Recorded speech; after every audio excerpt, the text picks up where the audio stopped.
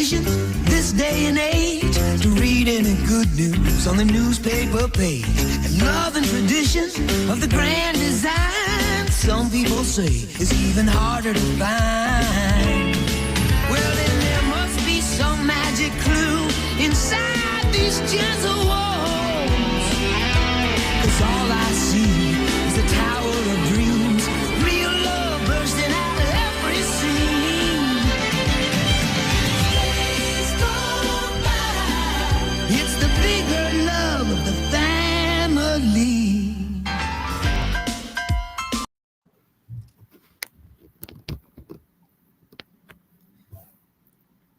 Hey, you're muted, Nathan.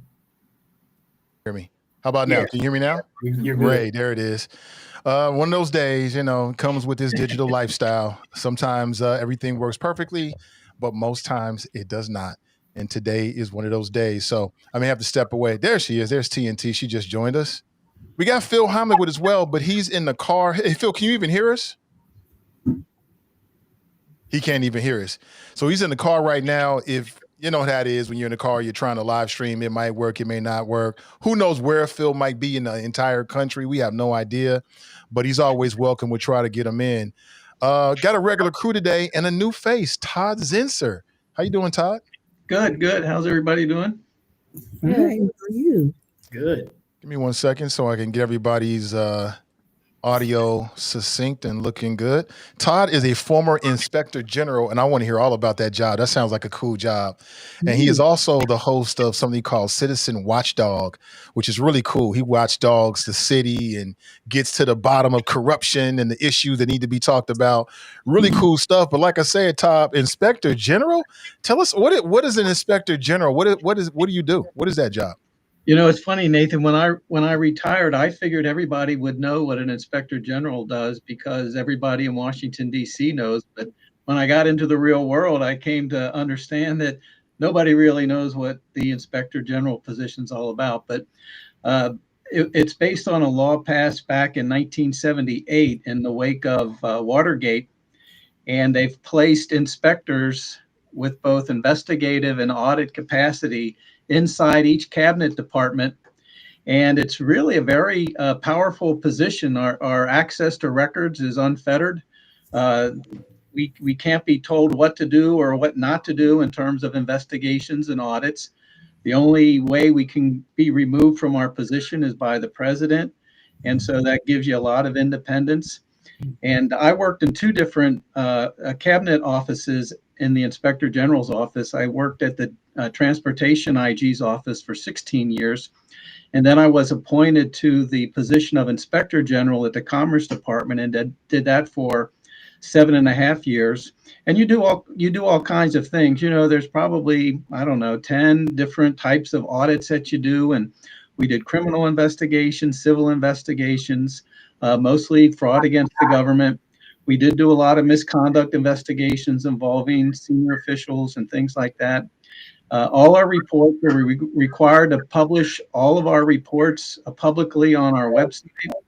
All of our investigations, not all of our investigations, the criminal cases were usually communicated by the Department of Justice, but all of our audits were on the website, and it was really kind of a good government type position. And I did enjoy my time in the government. How long were you an inspector general and under what administrations? Well, I was actually nominated by President Bush, George W. Bush, in September of 2007. I was confirmed by the Senate later that year. And then when President Obama became president, I worked under him for six and a half years, I believe, before I retired. All right. And then Citizen Watchdog, tell us about that. Well, I kind of got triggered by the sale of the railroad. I thought that was a bad idea. To me, it was like selling your house. You've paid off your mortgage, but you're going to sell your house to pay off your credit cards. I thought selling public assets like that, especially one like the railroad, was not a good idea. So that kind of got me involved in checking out what was going on with the city, because I really hadn't paid a lot of attention. I had some consulting work I was doing and fixing up my house and things like that. But then after the railroad sale, connected communities came along, and I saw similar problems with connected communities in terms of the way the city brought that issue forward. And I'm not particularly fond of the idea of connected communities either. I thought that they should probably try to do that in a few discrete areas of the city or a few neighborhoods instead of a citywide effort. And so after that, I just kept watching City Hall, and I would post things on Facebook, and somebody finally said, well, maybe you should do a podcast. And so I do that. I did that, started that in February. And then I started a website. It's CincinnatiWatchdog.com. And that contains all of my stuff on it. But the thing I started it for was in order to put original documents online so people could see them. I didn't like talking about issues without providing, the background documentation and things like that. So that's really the purpose of the website, is another location for my podcast. And I put my Inquirer commentaries on there, and media appearances and correspondence I write to the city. I do tend to write letters to the city. Don't really get any letters back from the city, but I still write them and put those on my website. All right, good stuff. So is Cincinnati Watchdog, is that what it is now, or is it both? Well, the YouTube channel is Citizen Watchdog with Todd Zinser, but my website is CincinnatiWatchdog.com. Got it. Hey, Todd, let me ask you a quick question, because you worked under both Republican and Democratic presidential administrations in your role as Inspector General. As polarized as we are in terms of politics these days, kind of talk about in that role that you did, how the partisanship or the politics doesn't, whether it does or doesn't play into some of the roles like that, right? Like the fact that you worked under Bush and Obama would tend to suggest that the politics weren't as big a part of your day in and day out job as one might think. But these days, it seems like everything is politicized, and every job in the government is politicized. Can you talk about that real quick? Yeah, well, there's politics that goes on, but the officials in the government at the senior executive level or the political appointee level, especially IGs, were actually prohibited from participating in partisan politics. And I really didn't, at transportation, it was not really political at all. It's, there's no such thing as a Democrat pothole or a Republican highway. It was really kind of nonpartisan, those issues. It was really all about transportation safety. But in commerce was more political, and you got into more ideological issues, and those were difficult. But you're really dealing with individual appointed officials in charge of various agencies. Like in the Commerce Department, we had at least 10, maybe 12 different agencies, some big, some not so big, like the Patent Office, the Census Bureau, the National Oceanic and Atmospheric Administration. And some of the issues in NOAA, the National Oceanic and Atmospheric Administration, they got political because NOAA is kind of the ground zero for all the climate change issues that the government was dealing with. NOAA, the Energy Department, not so much the EPA, but it's mostly NOAA and Energy that did a lot of the climate change stuff. And that's a very hot issue and very political. And you just have to navigate your way through. And, in the job that I had, 100% of the people are not going to be happy with your work. So it did get to be a little political. Hi, Todd. Can I ask a question? Do I sound okay? I'm using a different mic. Oh, awesome. Okay. So what are your thoughts about Trump firing at least 17 inspector generals out of, I guess, 26? And if you had not retired, do you believe you would still be among the inspector generals that are still working right now? That's a great question. I think that I probably would have been let go, even though I was appointed by a Republican. I think what Trump did is he just wanted new leadership in these offices, because what happens, the IGs report to both Congress and to the secretary of their cabinet office. And so a lot of times, and you can go back and look at some of the headlines, but like when the Democrats took over for Trump, or when Trump became president, the Democrats started flooding the IGs, and this was the first term, started flooding the IGs with all these requests for investigation. And that puts the IGs in a tough position, because if a U.S. senator or congressman writes to you and wants you to look into something, you're hard pressed not to look into it, because you report to them.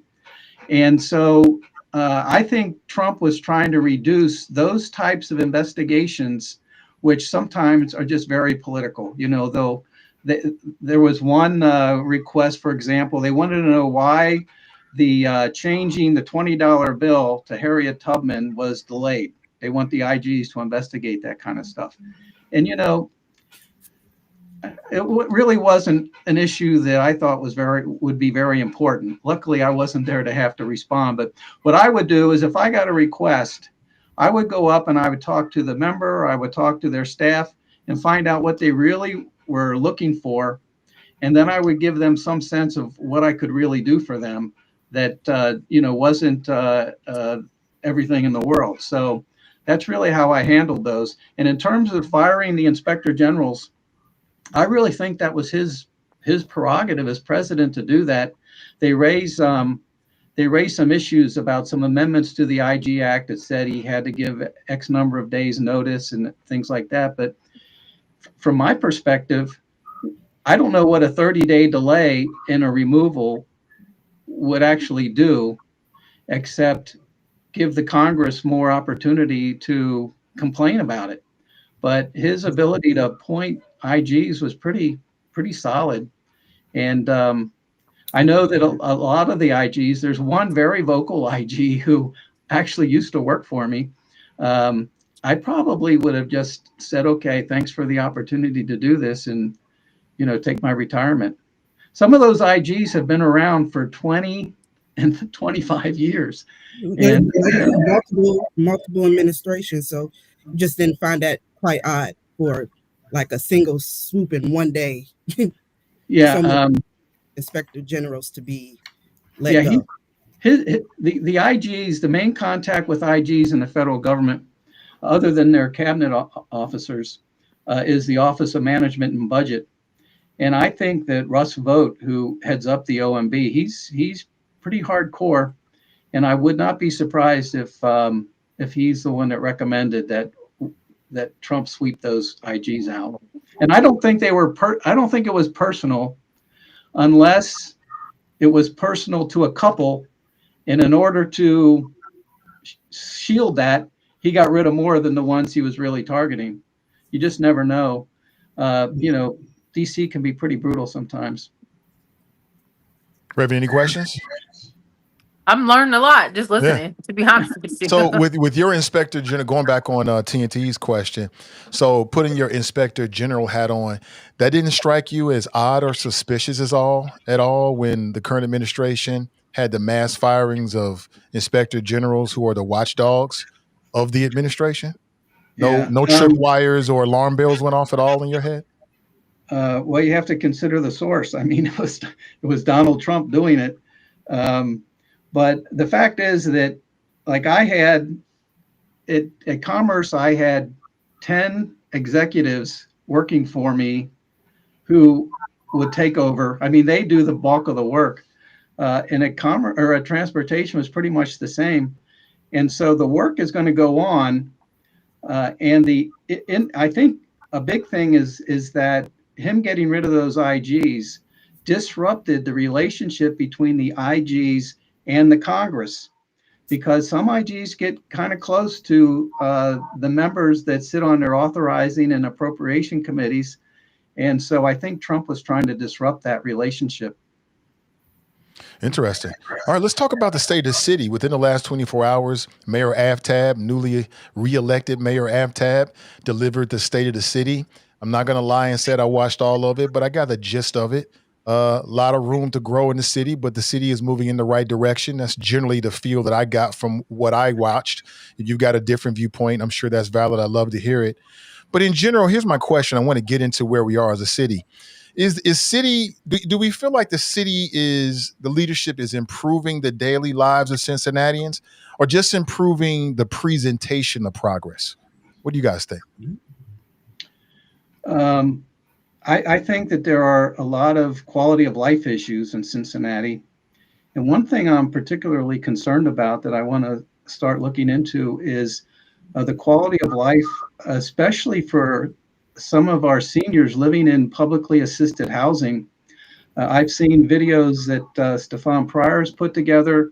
I have information about a senior publicly assisted housing up here in Price Hill that is just abominable. And I don't see what the city is doing for those properties proactively. And I'm not sure that they're really responding to complaints about those properties in a very timely way.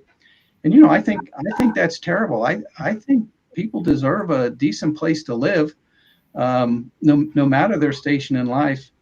And so I am concerned about that. I'm concerned about the proliferation of group homes in our neighborhoods that are not regulated, and those that are regulated are not vigorously regulated, let me put it that way. And so I do think on the ground, the city has a lot of work to do.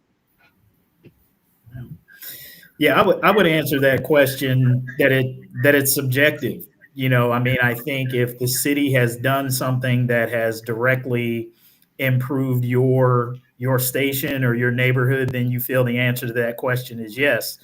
If you fall into one of those categories that Todd just kind of outlined, then you're going to feel like the answer to that is no.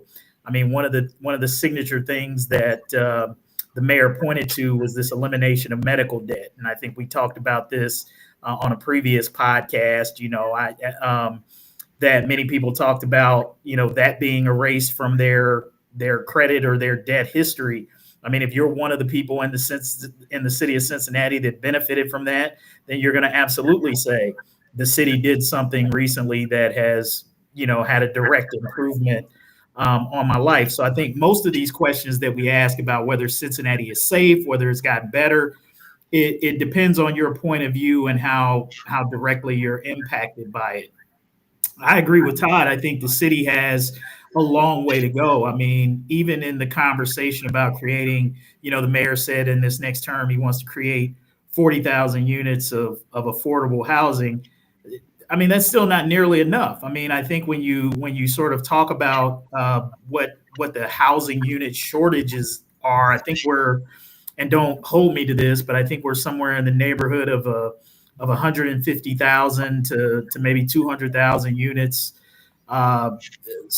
subpar.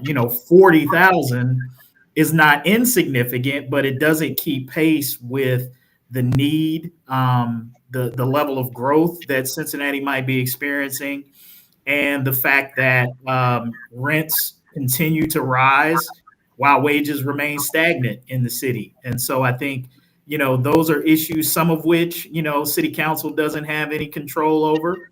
Some things they do. But, affordability is the biggest question I think, of these current times is, can people, to Todd's point, everybody deserves a decent place to live and a decent place to stay. And right now, I think that's probably the biggest challenge that Cincinnati faces. And I don't think that enough has been done. And I don't know that what they have on tap is going to be significant enough to make as much of a difference as needed. Just to kind of slightly piggyback off of what Kevin was saying, and off of The other gentleman, I'm sorry, I can't remember your name. Mr. Todd. Zinser. Mr. Todd Zinser, yes. The cost of living is atrocious right now.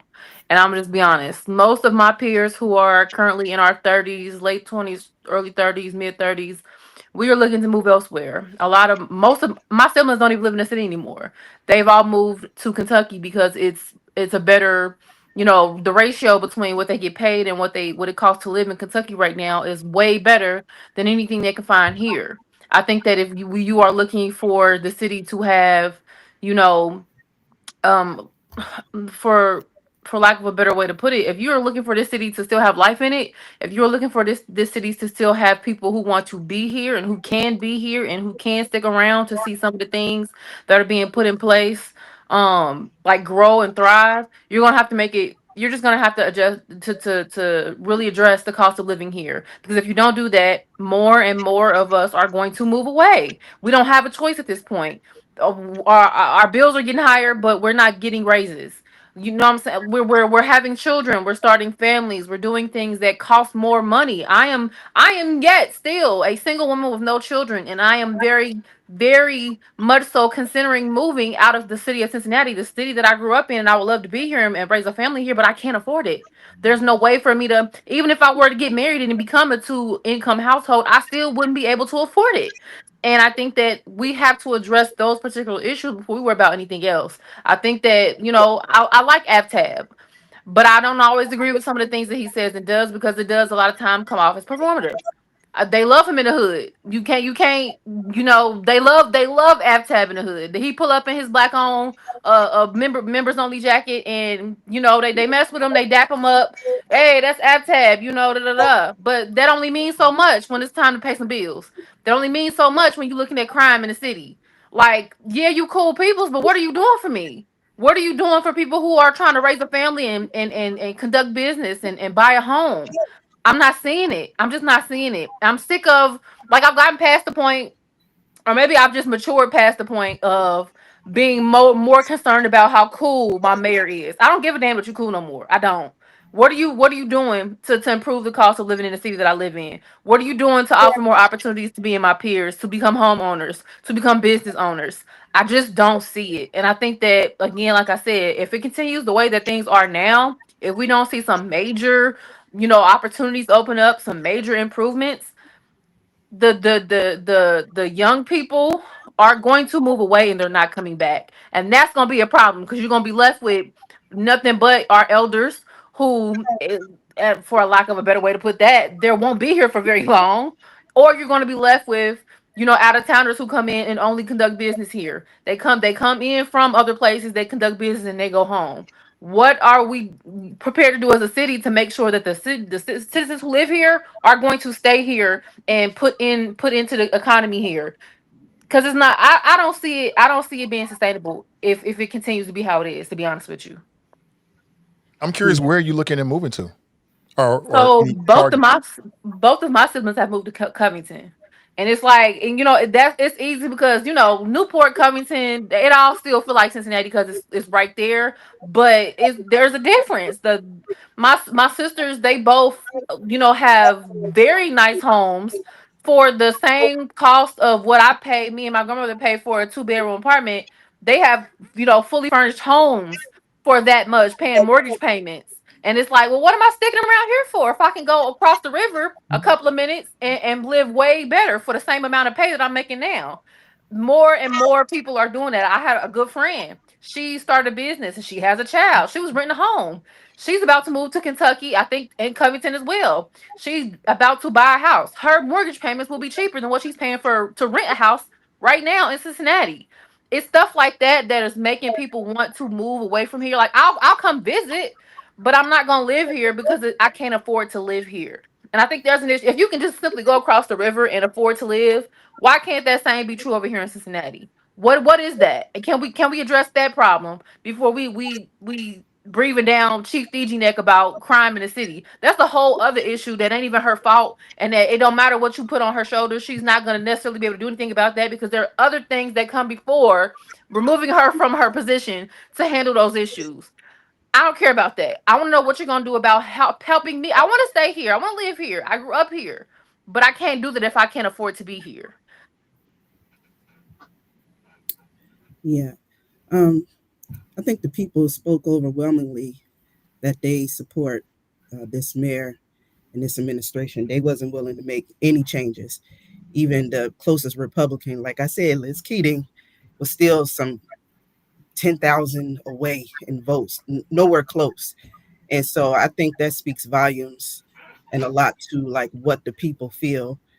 They wasn't looking for change. And so with that being said, is there always room for improvement? Of course. People have to remember we're coming off a pandemic. I wasn't, but like 4 or 5 years ago, and a global pandemic, and just being able to bounce back from that. And what Cincinnati is experiencing, other cities are experiencing. This is a nationwide issue with affordable housing, not enough housing, homelessness, you name it. But with everything that we have been through and what this administration has been through in the last couple of years, to still be in a portion of development where we are growing. Look, I drove past University of Cincinnati. It's like it doesn't even look the same now. I almost want to go to college again because it just looks so lively and vibrant. What they're going to do with the Duke Energy Center, and I know those are more like on a corporate level, but the big responsibility of the mayor and council is growth and development of a city. But when you get down, dig into the people, they are partners with many organizations like United Way and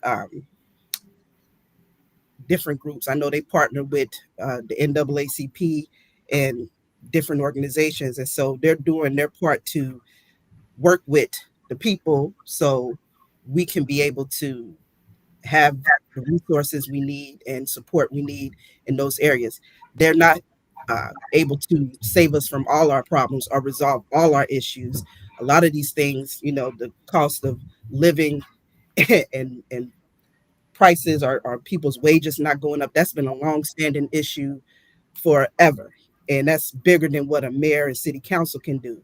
But as far as like the tariffs and things that's making the cost of building housing and construction and everything's going up because of that. And that's kind of also out of their control. But I remember their first run for mayor and city council, because I do those candidates forums with the NAACP, and we spoke about affordable housing and everything that we said as a community that we wanted. This administration worked hard to do their very best to get the funds, and they were working at a deficit.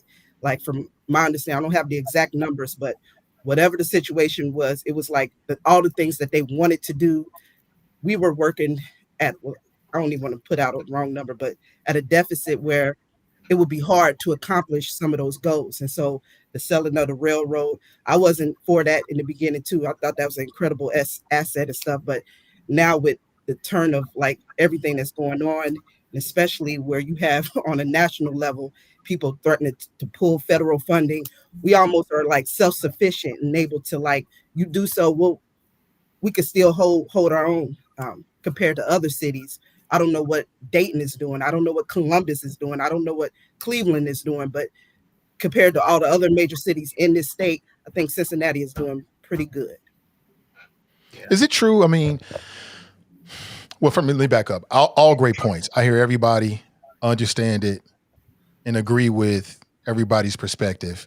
I think that TNT says some things that should be understated. Like, I think that when we look at the clean sweep with the Democrats, the easiest way of looking at it is, people just didn't even think about it. They just looked at the slate. That might be true. Or maybe they decided that these people were the best people in their opinion for the job. So they put them back in office to do the job that they've already started. That could be true too. And then here's another question. When you see a city claim progress, what data point tells you whether the story is real or not? And are there any data points that we should be focusing on that we never talk about? So this is my main criticism of the mayor's State of the City speech is, and maybe this is typical of these types of governmental speeches, but I think they would always come across as more effective, and you would make the point more clear if he would do exactly what you just said. Nathan, is provide some data points.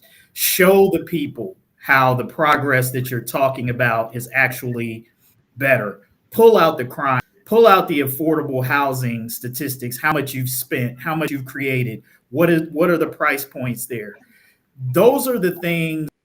What have you done with crime, and how, instead of mentioning, these acronyms or these names of programs that many people have probably never even heard of, show the work, right? That is what convinces people of progress.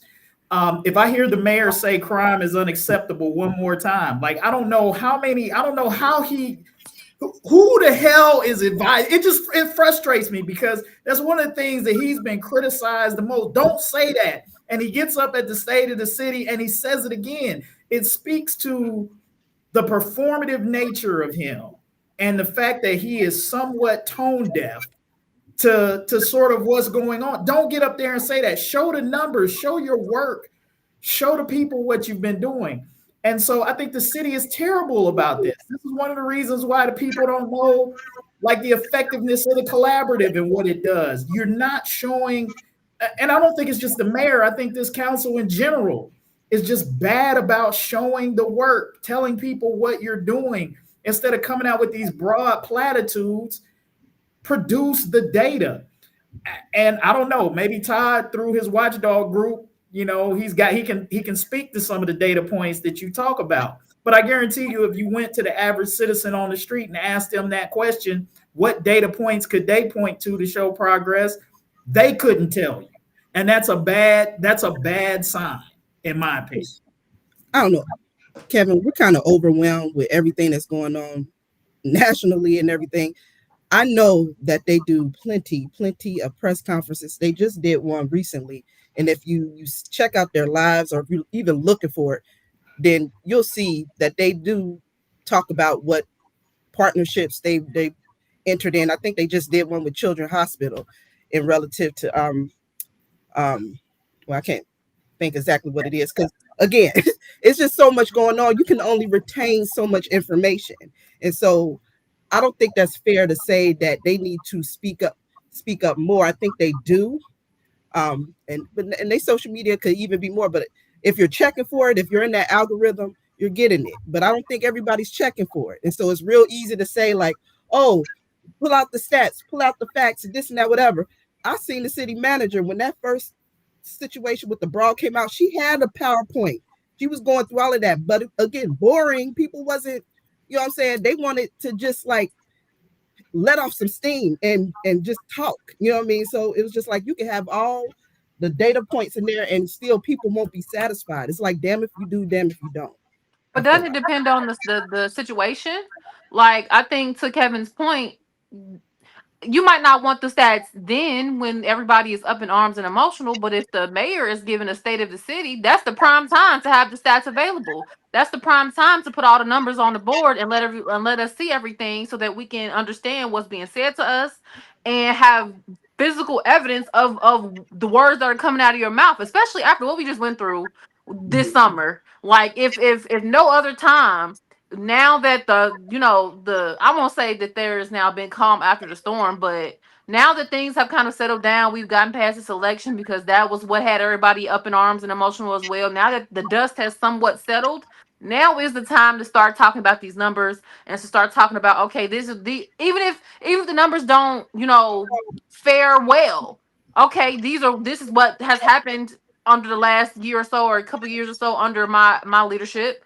This is what I plan to do, and you can fact check me the next time this whole thing come around. Like, it's a time and a place for everything. And I think that, when the city manager tried to do it then, people might not have been, had open ears at that time, because everybody was up in arms. Mm-hmm. The state of the city, absolutely, it's time to start talking numbers. Mm-hmm. Well, in January of this year, we had 6 or 7 shootings in Price Hill over the New Year's weekend. And I wrote to the city and I suggested that now is the time to audit our crime data to see whether or not the crime data is actually accurate, how they collect it and how they report it. And for example, when Columbus recently appointed a new police chief, that's the first thing she did. the first thing she did was audit their crime data and found that because of some quirk in reporting to the state, they reported some data to the state, others they didn't.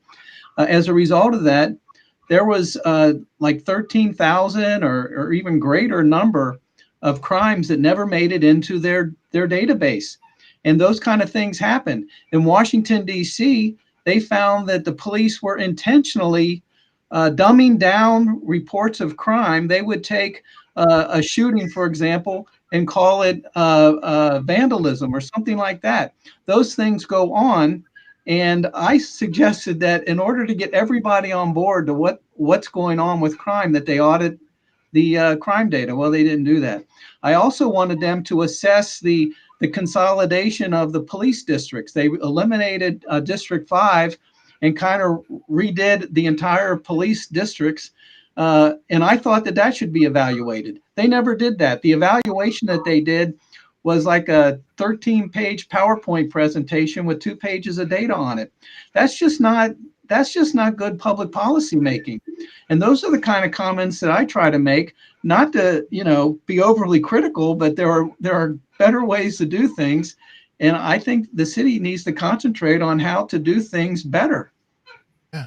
And I believe that they are. Again, I'm not down there. I don't know everybody, but I refuse to believe that these good men and women are just sitting around twiddling their thumbs and they don't care about providing outcomes for the people. I just do not believe that. I refuse to believe that. But here's another thing is that.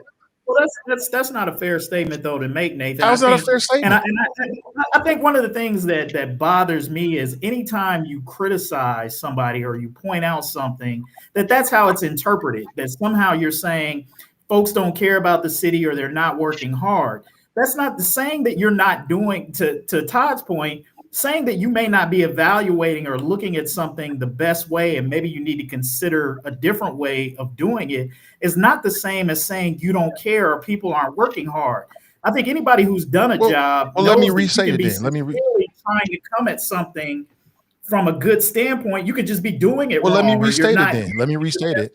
I understand your point. Let me restate it. I refuse to believe that these highly trained, highly educated people don't care and are not constantly reevaluating the way that they do things because they care about providing outcomes for citizens. I just don't believe that you have all these highly trained, highly experienced people that work for the city who aren't constantly reevaluating their outcomes. I don't believe that whatsoever. I think it's far easier to sit on the outside and critique than to understand what's happening on the inside. I just refuse to believe that. I refuse to believe it.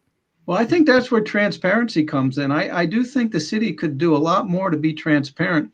Just one little example. If you ever look at their agendas for the city council meetings, some of them are like 20 pages long, and it's all this legal mumbo jumbo. And in order to understand what the city council is doing, you got to run the agenda through ChatGPT or something to find out exactly what they're doing. They move money around, and all of a sudden they come up with all this money to do things. Where'd the $5 million for the public safety supplemental come from? They have plenty of money. They just don't really have a good process for letting the people know where it's coming from and how they're spending it. Well, I mean, welcome to America. You might have to get an education so you can understand some things, right? You might have to invest in yourself so that you can understand the complex language that a city government uses. Whose fault is that? So here's another thought. Like, I'm around the city all the time. The city is building all kinds of, like, they call them luxury apartments, 2,000, 2,500, 3,000 for what I would think would be a mortgage for a house that's 4,000, 5,000, 6,000 square feet. Somebody's paying it. I go downtown, I see people walking their dogs. They got cardigan sweaters over their shoulders. They don't have a care in the world. What are they doing? Why are they able to afford Cincinnati? Why are they moving to Cincinnati? Why didn't everybody do what they did? I don't get it. But so I think there's a responsibility, and we'll always believe there's a responsibility for the city to lift people up. But I also think that people have a responsibility to invest in themselves as well, so you can get out here and compete in this world. We Yeah, can't disagree with that. again, I think that's just an overly simplified way of looking at it. Let's just go out and do what these people in these cardigan sweaters is doing. First of all, What did they do? Well, first of all, Nathan, we know and we talk about these issues all the time about why wealth gaps exist between people of color and people in the majority. How many of those people with cardigan sweaters on did you see that look like you or me that's living in those $2,500, $3,000 places that you're talking about? More than you would think. Yeah, I see a whole lot of black and brown people. They seem to be living their best lives, living in some of these luxury apartments. Okay. Now, to your point, where I think you're going is you're absolutely right. There is a racial divide in this. But what I'm saying is, yeah, I think we need to critique the city and push it to do better for all people, especially people on the bottom. But people have to invest in themselves too, so that you're able to get out here and compete in this world. But who's to say that people aren't investing in themselves? Like, let's be very honest about it. Because what I will say is, even if the cardigans and the poodles downtown that you've seen, Nathan, have been black and brown bodies, I can guarantee that most of them, if not all of them, have probably been transplants from other places. They have worked for a company that has just, because that's what's happening in the city right now. These companies from other places set up shop in the city and they bring people in to train, to hire, to set up that business. That's what you're seeing. I'm almost more than confident than that. For somebody who is black or brown and grew up here, it's not such an easy thing to climb up that ladder and find myself in an opportunity that I could even possibly see myself walking a poodle with a cardigan downtown. That's just not the trajectory of my life. I am at 32 just now stepping into what I would consider a quote unquote big girl career, because I have done all the things that I was told I was supposed to do. I went to school, I got an education, I got into the workforce to build up my resume. I have, at one point in time when I was on the radio, they used to call me Raven the Jamaican because I had 20 million jobs trying to get to a bag. Like, it's not that I don't want to be able to afford to live here. It's not that I don't have the opportunity. Sometimes it's just that the pathway to what you're seeing is not the same for somebody who grew up here. And there's many factors for that. And that is what the city needs to address. If we're going to say, well, invest in yourself, do the work, get educated. Okay, cool. But also the city needs to be putting forth initiatives to make the path easier. Because I can do all those things and still find myself living paycheck to paycheck. That is the life and the reality of many a millennial. We have been sold a dream of getting education and being able to afford our heart's desires. And it's just not been that. I'm sorry. And let's be honest, the city has made significant investments, more investments, for the types of people that you just described, Nathan. I mean, if there's a criticism that of this council, and you heard Michelle Dunn and other people say it, is that there is a heavy lean toward the business interests and developers in this community. It's one of the things that we talk about and complain, and you just can't ignore the fact that is a tremendous part of who this council and this mayor have catered to over the course of the last few years is the business types in this community. 3CDC, somehow or another, I'll say it again, managed to get $1 million out of the crime fighting bill that this $5 million was manufactured from. Okay, so let's not sit here and pretend like, and this is what I hate about, I always say, man, you block for people that you like and you criticize people that you don't. And I see y'all doing a lot of blocking for this Democratic council and this Democratic mayor when you would level the same type of criticisms against Republicans or others who are doing the exact same thing. And so I can be fair about the critiques. The critiques that are being put on this council, they're critiques. They're fair critiques. That point to the all critiques are fair. Yeah, to me, I mean, when you're an elected official, it's all fair. But so I asked a question about data points. Let me put it out again. And then Raven said something, and I thought she was on point. I get where she's coming from. But what I think, and maybe they're already doing this. So if they're already doing it, then that's just on me. I missed it. But I think the data points should be like native-born citizens of Cincinnati, tracking their progress, tracking when they graduate, if they graduate from public schools, tracking if they live in the city of Cincinnati for their entire lives, tracking the likelihood that you can be born in one sort of class and then raise yourself up. Like people say Cincinnati is a great place to live. Yeah, if you got money, everywhere is a great place to live. Like you can live in the Arctic and be living like Superman and Lex Luthor, right? It's great. You got Wi-Fi and internet, anything in the Arctic Circle. But if you were born, in a certain class in Cincinnati, can you educate yourself and work yourself up through your own hard work, creativity, ingenuity? Can you be born in Avondale and end up living in Hyde Park? Tracking the likelihood of that happening, tracking, the average number of Cincinnati born homeowners, right? Are they able to reach the point where they can buy a home in their 20s, 30s, 40s, 50s, or never? I mean, some of these numbers, I'm sure they're somewhere, but I think those numbers would be a better indication, or at least to give me a deeper insight into whether Cincinnati is a great place to live. What do you guys think? Any data points come to mind? Say that last part again, Nathan. Which part? So you were right before you said the show that Cincinnati is a better place to live. Like, yeah, I mean, tracking. Like, if I'm born in Cincinnati and I'm born, maybe in a working class or maybe impoverished neighborhood in Avondale, what's the likelihood that I can buy a home in Avondale before I die? Right? Mm. Can I rise? Can you rise in Cincinnati if you're born here? Through hard work, ingenuity, educating yourself, investing in yourself, can you create generational wealth and leave something for your family? Or are you stuck? That's a data point that to me would be an indication as to whether Cincinnati is a great place to live, because rich folks and wealthy folks, man, it's good wherever they live at. They got luxury boxes wherever they go, right? You know what I think it hinges on? I think it hinges on a few different things that the average person might not always have access to. Like, I think that what you said is very much so possible. I think that there are certain factors that have to be present for it to become a reality, though. Like, I think that you have to be somebody who, some of it is networking, some of it is right place, right time, some of it is being introduced to the right individuals. I will say for myself, I have been abundantly blessed to where I have chosen an industry that affords me a pretty big network of people. So when I say that I want to get certain things done, I can utilize certain relationships to do said things. For somebody who has always worked a pretty standard average 9 to 5, where networking wasn't a key essential part of the job that you've been doing for majority of your young life, you might not necessarily see that same easy pathway to the things that you want out of life.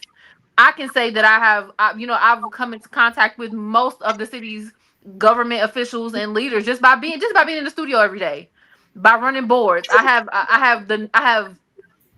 Avtab Purevol's phone number in my phone right now. I don't never use it, but I'm just saying I have access to a network that most people don't have access to if you are just your average Cincinnati citizen who has been working a customer service job your whole life, or some other kind of just regular average Joe 9 to 5.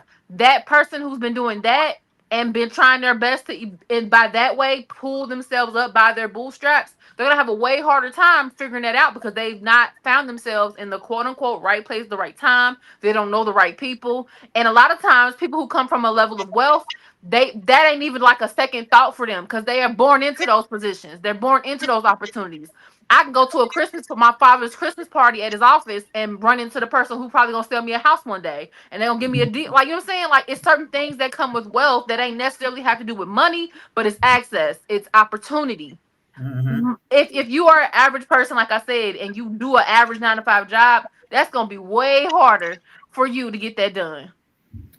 Yeah, I think, and there are probably some organizations that have charted this that can look at. I mean, you can tell by like different zip codes in the city, like health outcomes, income outcomes. There's a whole lot of different factors that you can determine about even somebody's life expectancy, based on the zip code that they live in Cincinnati. I mean, there's a reason why when people ask you in Cincinnati what high school you went to, that tells them a lot about who you are and your trajectory and so forth and so on. Like that's why they ask that question, because in one fell swoop, it can tell somebody maybe not everything about you, but it gives them a certain profile of who you are. And there's a reason behind that. So to answer your question, Nathan, I think depending on where you live, the answer to that question is no. It's probably going to be a lot more difficult for you to quote unquote pull yourself up by the bootstraps and move out. Now, that's not to say that some people don't do it, right? The question is what percentage of your population has the opportunity and capability to do that? Like, I think we have a tendency to say, and particularly among those of us who have done it, who have made, to look back and say that I did it. But how do you compare peers? How many more people who you grew up with weren't able to make it out of the neighborhood that you made it out of? I would venture to say. But is that your problem? I think it's also not on an individual basis, not on an individual basis, TNT, but it speaks to on some level the amount of opportunity and access, to Raven's point, that you make available to people. I believe wholeheartedly in what Nathan said about personal responsibility. We all have it. But when opportunities and access are not presented to you, it's hard. Can I say this though, Kevin? You that great point. And you're right. So let me get back to this data point with the city, right? So I think you're exactly right. Like, so asking about the city of Cincinnati, is the city of Cincinnati currently providing those avenues for people to rise if they choose to take them? Because I see all kinds of opportunities. I see nothing but opportunities. I see nothing but ways to connect with people and resources. I've always seen it. So if I can see it, why can't other people see it? And not just seeing it, why don't other people take advantage of it? Does Cincinnati have that network, that apparatus of opportunities that exist? So if people are inclined to do it, they can take advantage of it and try to rise. My opportunities came through the schools, though. I think there's a terrible disconnect between the city government and our school district. And I guess there's attempts to kind of improve that, but I think there's a lot that needs to be done. One area that I'm interested in looking into is this whole truancy issue. To what extent is Cincinnati in good shape or in not good shape? My sense is that they're somewhere in the middle, but I think chronic truancy is a big problem for educating our young people, as well as I think it is a factor in our crime issue. So I think that there needs to be a greater relationship between the city government and our school district. And you know, I haven't been paying attention all that long, but it seems like there's some kind of resistance on the part of the school district to have the city involved in their business. But I don't really know. But I think that's an area that really needs examination. I think it would have been good to have someone like Scotty Johnson, who was on the show last time, to kind of defend themselves with all of this, because there's a lot of things being projected. And I know for a matter of fact, representatives like Scotty Johnson and Jan Michelle Kearney, they are very heavily involved, and they do partnerships with Cincinnati public schools. They help the NAACP give coats to the children at South Avondale or whatnot. But I mean, it's just easy, like I said, to be sitting back and throwing out all these different critiques, which is nothing wrong. Everyone deserves it. There's always room for improvement, but it's just like to say this isn't happening, and where is your facts? Where is your proof that what you're saying isn't just your opinion of at the moment? I would like to hear from somebody that is actually on council that can kind of defend some of this conversation. Andre writes, because they're lazy, call it what it is. Amber writes, the city designs low opportunity outcomes. Is that true? What do you think? I don't think that the city is that's extremely cynical. Like, what does the city get out of designing low opportunity outcomes? I don't believe that. Like I said, with individuals like Scotty Johnson, Jan Michelle Kearney, Miko, they bend over backwards to support our community and do things to help bring resources and information. Could the information get out there better if there's a better way so more people? It's like you almost preaching to the choir, but the people that really need it isn't getting those resources or getting that information. Can that be done better? Absolutely. How can we figure out a way to do those things better? But to say that it's not happening or that they don't do these things, I think that's just completely false. Yeah, and I agree with TNT, and I don't think that look, there are a lot of really great things that are going on around the city, and this is my observance from covering these things and talking to a lot of different people. A few things that I see. One, there's a lot of stuff that's going on in silos, and people who don't know what one hand is doing and what the other is, and how they could work in conjunction. So I think that there can be a better job of all of the great things that are going on in the city, connecting those dots together. I've been in meetings where there have been people from like CMHA and other organizations where they're talking about sort of like the truancy issues, for example. And there might be some things that CMHA can do for their tenants that can encourage parents to get their kids to school,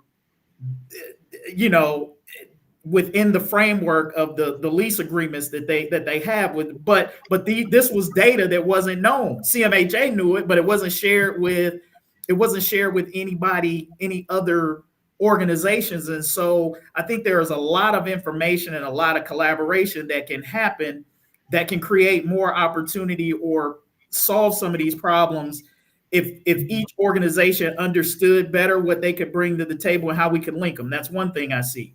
The other thing that I see is exactly what TNT said, is it's as important to get the information to the people and the people who need it as it is to even have the program. If I got a great program and you don't know about it, my program is useless, right? Like I won't say it's useless, but it's not as effective as it can be if the people who need it don't know about it. So it's kind of like the point I was making with the data.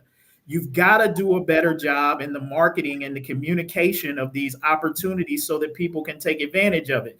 I think one of the things that is underestimated, Andre went straight for the low-hanging fruit. Folks are lazy.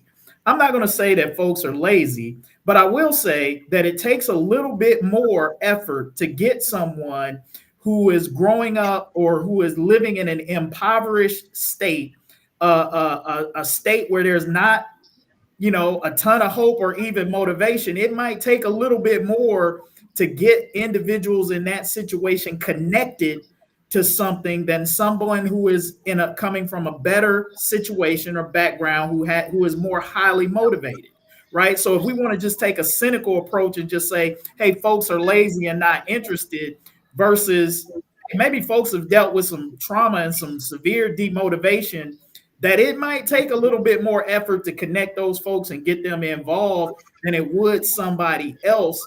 Those are the types of things that you got to acknowledge and confront in some kind of way if we want to make sure that folks are taking full advantage of the great opportunities out there. So those are the couple things I see. Okay, appreciate it. We got Kev on the cell with us. What's up, Kev? What's up, everybody? Glad to hear. So I asked the question, can you rise in Cincinnati? And you answered in the chat, absolutely. Tell us your thoughts. So first off, I was a roustabout in school, right?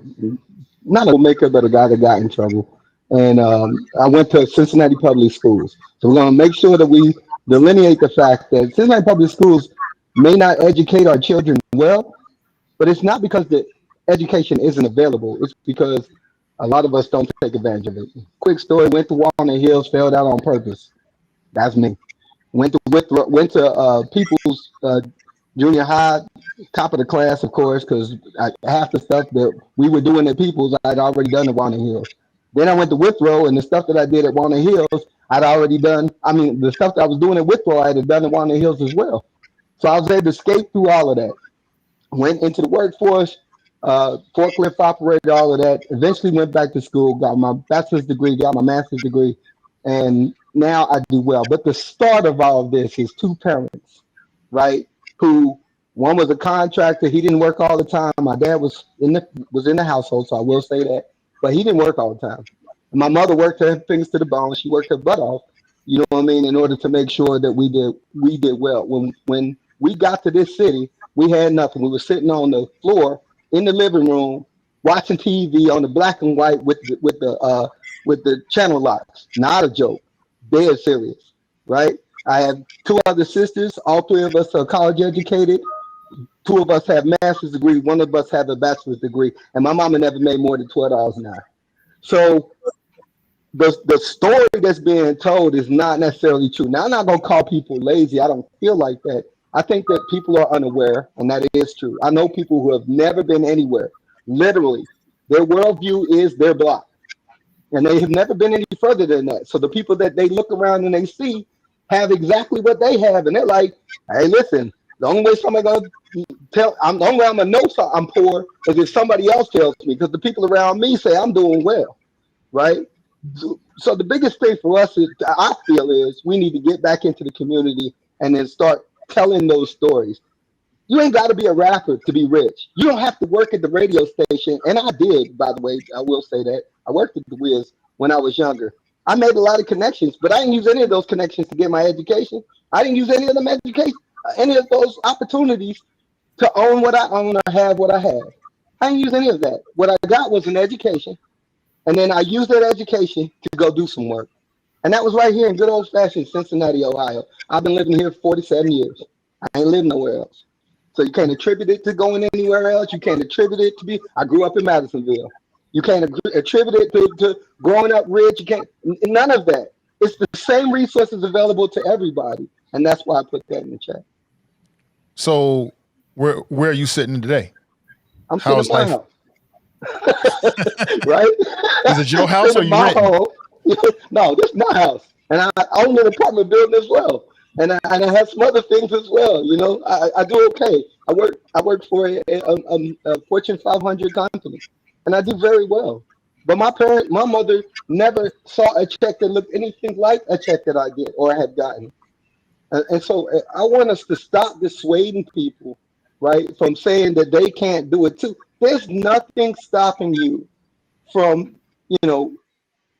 there's nothing stopping you from gaining wealth, familial wealth, from passing on that wealth. You know what I'm saying? My mama on $12 an hour, and my father making, I don't know what my dad made an hour, honestly, making whatever they made, paid off their home, and they live a comfortable life now. And it's just because of that. They're just regular old folk. They ain't do nothing special. There was no, you don't have to be Jay-Z and Beyonce to have a good life out here. That's just not real. And that's what people are being sold.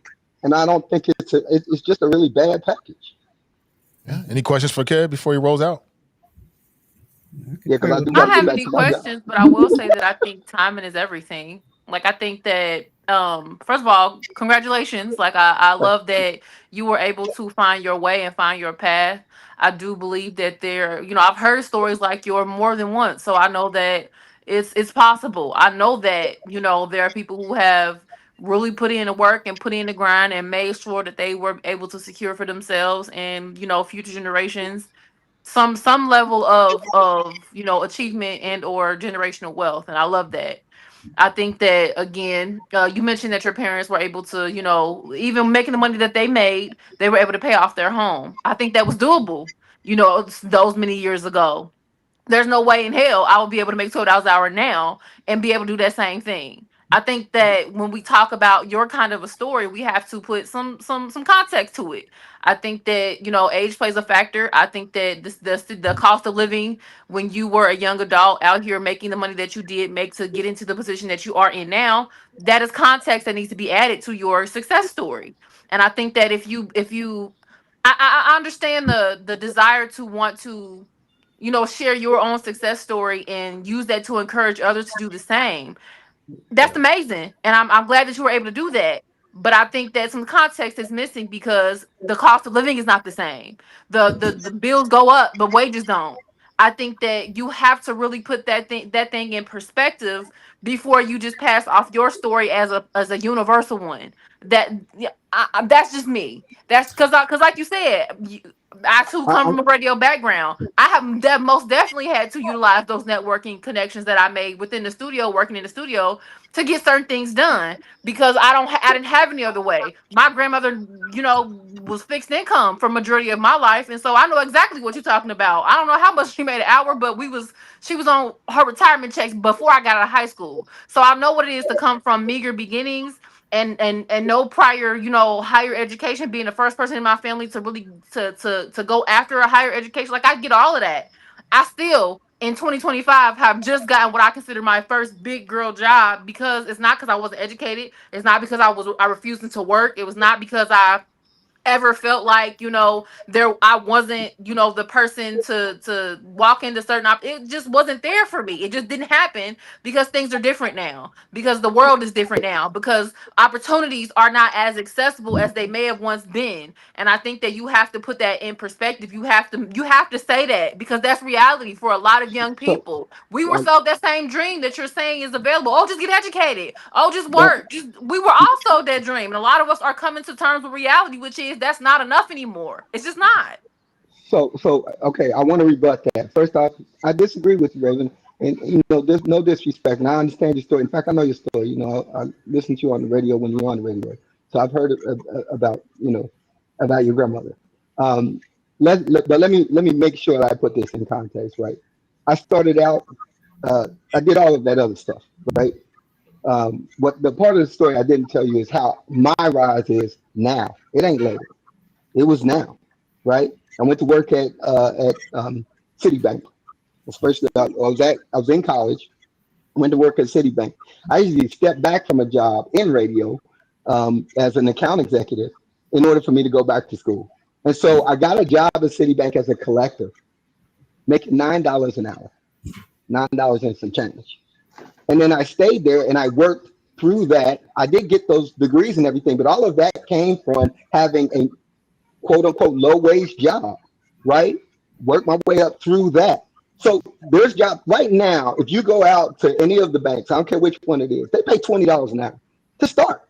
That's to be on the phone, to be a collector, to call people and collect bills. I've put in job applications recently. They're not all paying 20. I can tell you that now. Most Well, jobs these days for no, entry no, level no. are I didn't say paying most maybe jobs. 15. I didn't say most jobs. I said at the bank. I said literally what I said at the bank.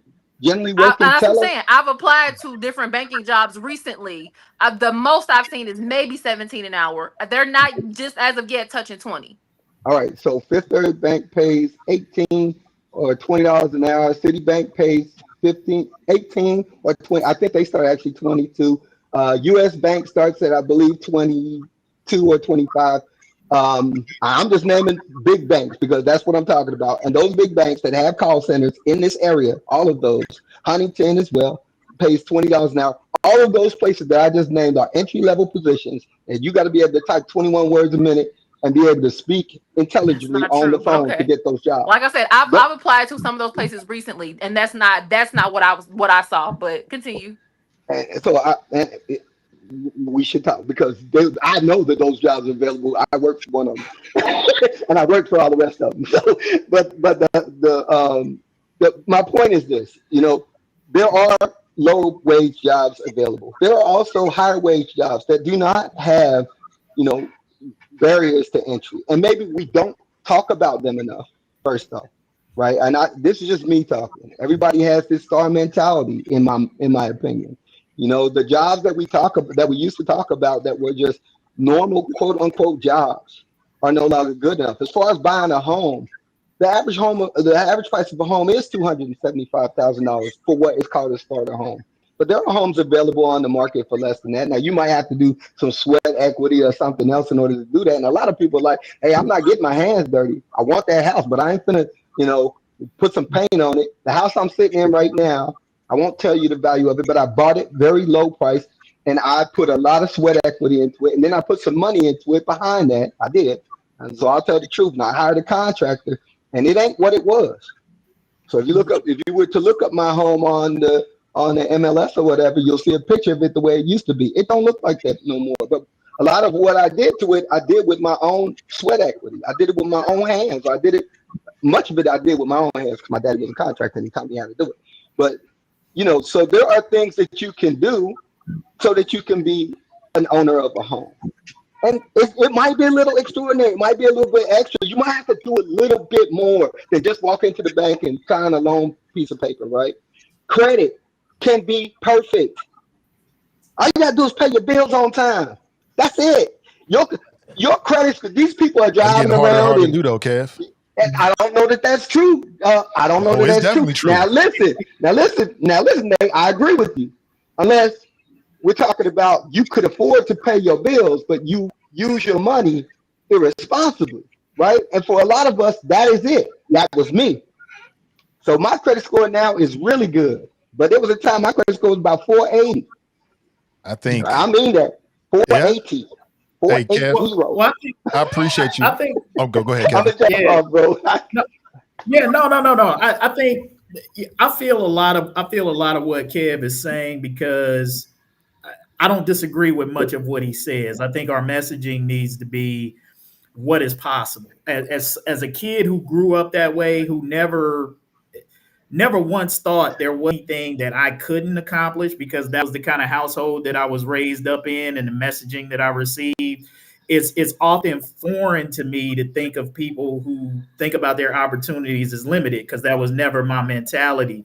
But I also understand that all of that is very personal within the context of what you're born into, how you're raised. And so that's why I said, is it possible to make it out? Absolutely it is. But for many people, that climb is going to be different and harder because of circumstances that you might have been born into, or situations that you find yourself in that are through no fault of your own, that shape your mentality, whether you like it or not. I mean, if I sat down with Kev and I did an interview with him, I could peel back the layers of his story and even his parents' story in ways that would help him understand that as much as you think you pulled yourself up by your No, I don't. Yeah. I want you to understand that. I don't think that at all. Right. This is not a pull up there were some interventions. There were some interventions in your life. There was some information. There was some work that you absolutely had to do, some study, some research, but you had to have a mentality shift, right? At some point, because you were on a certain path. I'm gonna leave on this, Kevin. I'm gonna leave on this. Because I'm mindful of y'all time, and I'm not trying to usurp the show. But I'm gonna leave on this. It was not any. Well, one, I do believe in a higher power, so I'm gonna say, number one, it was God. Thank God for God. We're gonna say that first. And then secondly, what it was people around me who were sort of outside of my circle, who looked in and said, this don't have to be your life. Like, what you're doing right now is stupid. You need to do something different. And all I'm saying is we need to start doing that. We need to start. So I'm a mentor, right, to a couple young men. We need to start doing that. We need to start reaching back and be like, this doesn't have to be your story. That's all I'm saying. There you go. But I would also say that there had to be something about those individuals from outside of your circle that spoke to you, that gave you a reason to listen to them. Because I'm sure, based on what it sounds like you were telling me, that you came up with two hardworking parents who probably, when you was out there tripping, probably gave you the same messages, but you wasn't listening to the message when they gave it to you. But somebody from outside your circle that gave you the same. So there was a reason you listened to them, but you didn't listen to the people who was closest to you. And this is what I'm saying, is like the psychology that's behind all of these things that we talk about, the programs and everything that sounds good. What we tend to forget is we deal with people with emotions and mentalities and trauma that all of that plays a factor in the decisions that you make that lead to success.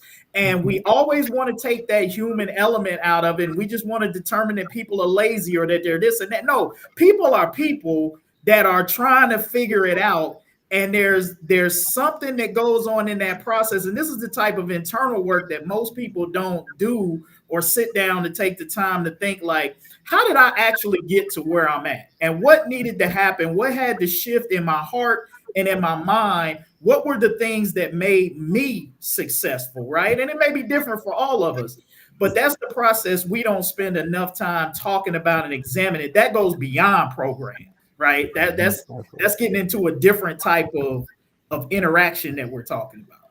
The people that reached out to me, I appreciate you, bro. No problem. The people that reached me were the people that came down to my level and spoke the same thing that I spoke at the time. And I think that's what we need to do. Thanks. Hey, don't be a stranger, man. Don't be a stranger. Thanks for the and it's just that easy. At the top on all the media platforms that we're on right now, social media, Facebook and YouTube, at the very top pin, there's a link and you can join the show just like Kevin did, or Kev on the cell. So let's move on. Let's talk about the Epstein files. And in general, I want to get your thoughts on it. Like, what do you believe? Like, do you believe that our president is in the Epstein's files. And when I say in the Epstein files, I mean he's in the Epstein's files. Do you believe that? Do you believe that this might wreck the rest of his administration? Do you believe that if some really bad information comes out about our president, that he should be impeached? Think about all of that. But first, I want to approach it through the lens of what Stephen A. Smith said, who is increasingly moving more into the world of politics. He said recently on this show that he slammed the Democrats after emails were released this past week, saying basically like, why didn't Democrats release them under Joe Biden? Matter of fact, I think I might, here it is. See if I can play this for you. The Epstein files were in existence and free to have been opened during the Biden administration. You were there for 4 years. How come you didn't open it as a Democratic Party then? What am I missing? You're missing it. I'm not saying I know. It's a legitimate question. No, it's Maybe I don't remember the answer. Maybe my extraordinary producers should be able to help me during the commercial break. But from my understanding, the same files that were open or being open now with the 220 pages of documents or whatever it is, with various emails, that could have been done when Biden was in office. And he has been taking super flack for that. I would say that he should have talked with his extraordinary producers before he said all of that. But what do you think? Does he have a point? Is there a point to be made there? And in general, what about those earlier questions? Like, what do you believe about the relationship between our president and the Epstein files? Do you believe he's in the Epstein files? And if so, and it comes out, should he be impeached? What should happen? Stephen A. Smith is the epitome of loud and wrong. I wish. Remember when they told LeBron he said something about politics and they told him to shut up and dribble. Stephen A. shut up and sport report, because I'm sick of your opinions on politics. They're never informed. They're never like. Stop talking about politics. Just stop it. That's not your job. That's not what you. That is not your calling.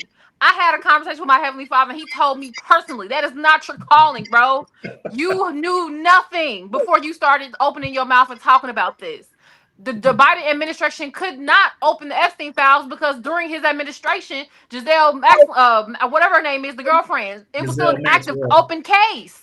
So there was no reading the files. And then at the end, he tried to switch it up and say, well, the emails then. Why didn't they say anything about the emails? Because how do you get to the emails without talking about the case is still open? Stephen, why are you talking right now? Like Stephen A. Smith really irks my nerves, and I feel like a big part of the reason why he's only saying any of this is because it has to be the two reasons: either he thinks his name gonna pop up somewhere in them files, or somebody who pays him a lot of money to do what he does for a living has told him, "Hey, I need you to start speaking in a specific way about this particular thing," or maybe he's just a diehard MAGA Republican. That could be an option as well, because I think that's more likely. He's a MAGA Republican, but let's put that aside. If that's not it, somebody whoever pays signs his checks to do his show, they are probably themselves definitely afraid that they might end up with their name in some file somewhere or something along those lines. And they've just told Stephen, they've given him his barking orders. Hey, I need you to start making people think twice about these Epstein files. Either way it go, Stephen ain't the one to do it, because clearly he don't do enough research. He don't listen to his producers. He don't have. Do he even talk to his producers? Like, do you even have conversations with your producers before you do your show? Because if you had, maybe you would have known the answers to all of them asinine questions that you just asked. There was no reason for any of that. And to go and answer the question that Nate originally asked, unfortunately, our current sitting president is a 34-time convicted felon. He has also been named, was it a criminally? They haven't said that he was a rapist, but he was like criminally liable for sexual assault or something like that.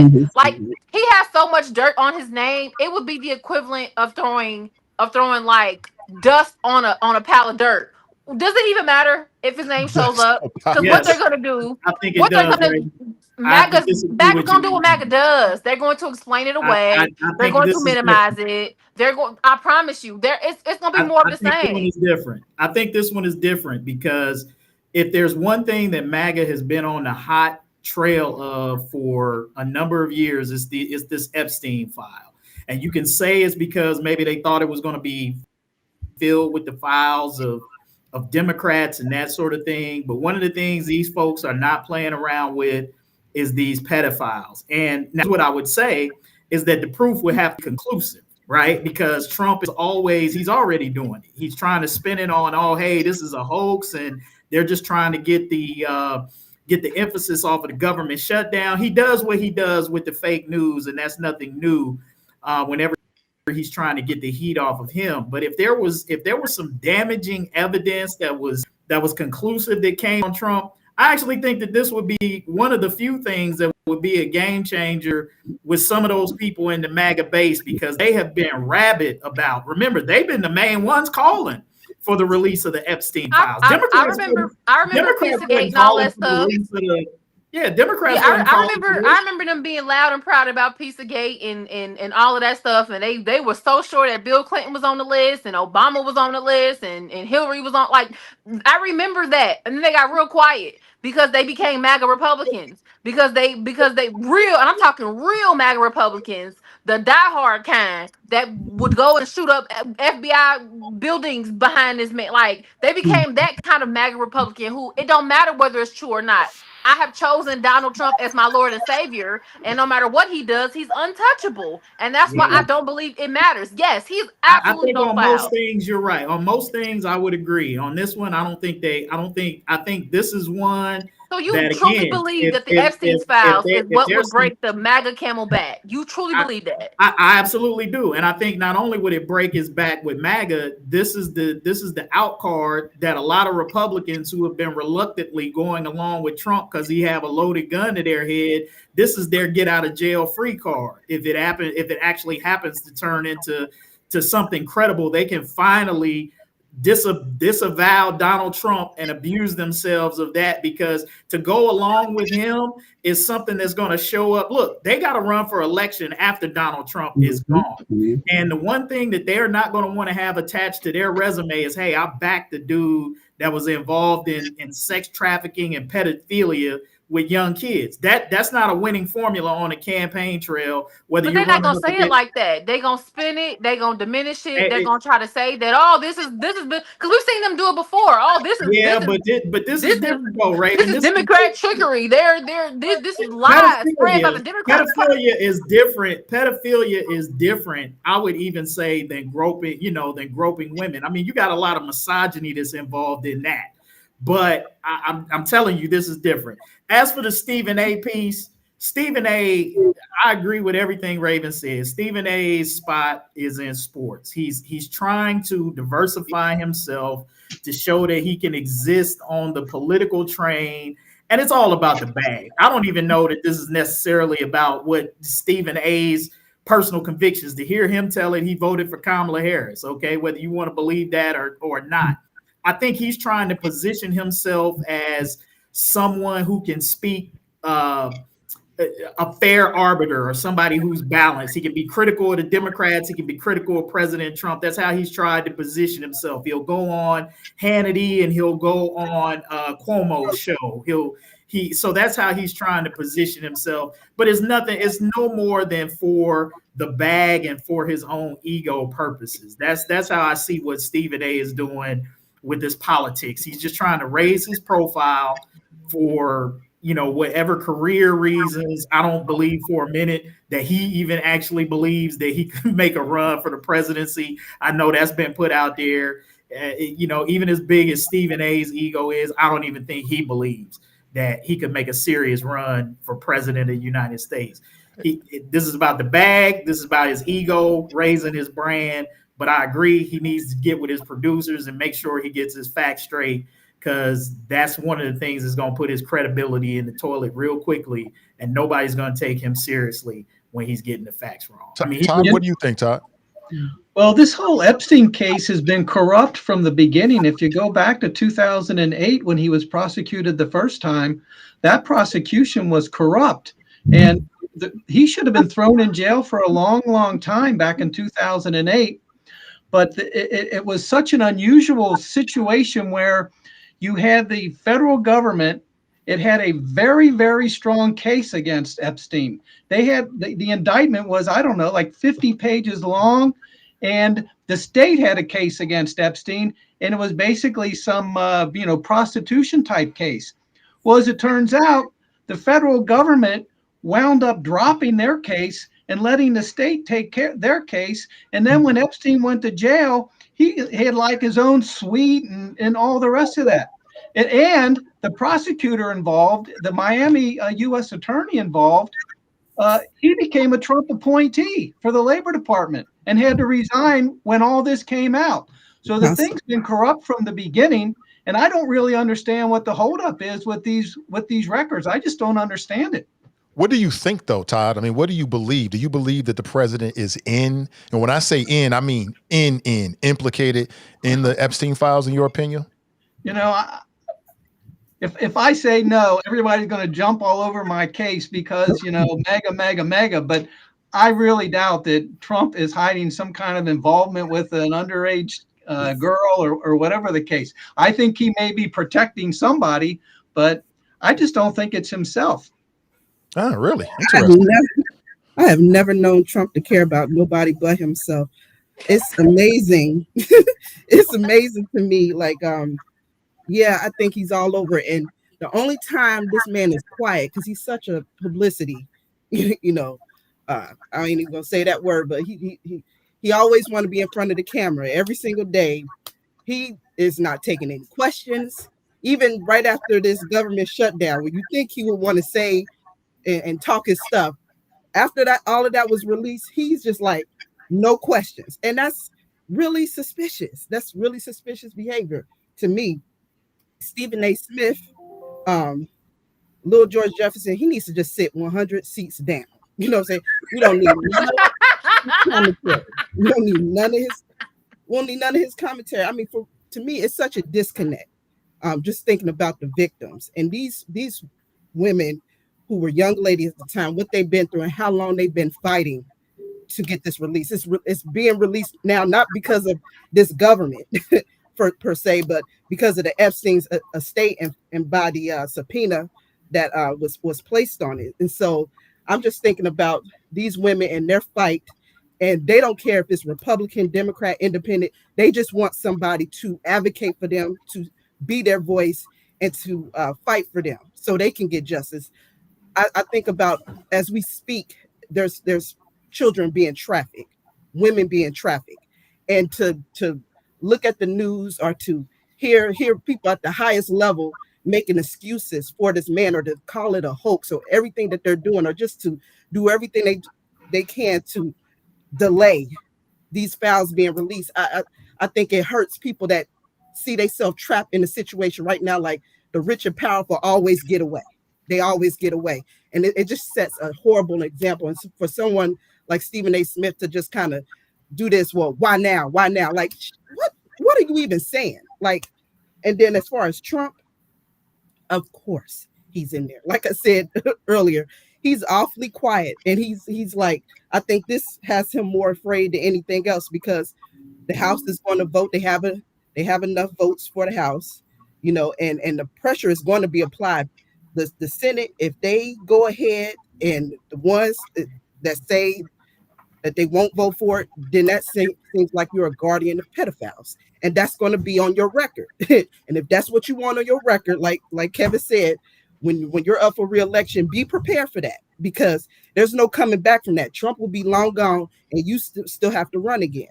And then even if it gets to Trump and he decides to veto it, well, that's going to even look more suspicious. So I'm hoping that it'd be such a great majority of people saying release the files in the House and Senate that they have a super majority to overcome a veto, and that won't happen. But even if we get to that point, all of this, as long as this is talked about, it's not a good day for Trump. It's never a good day for Trump. And Stephen A. Smith, he could be mad at the Democrats because right now they're being the champions to drain the swamp, because that's what we're seeing right now. And you got to think about Trump too. Wasn't he the same guy that said that that he would date his daughter?